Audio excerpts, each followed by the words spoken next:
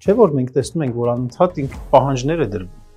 անընդհատ նախապայմաններ է դրվում։ Մեկը մյուսից ծանր, մեկը մյուսից անընդունելի նախապայմաններ է դնում եւ այդ նախապայմաններով խաղացնում են, չէ՞, մեր քթից բռնած այսպես խաղացնում են։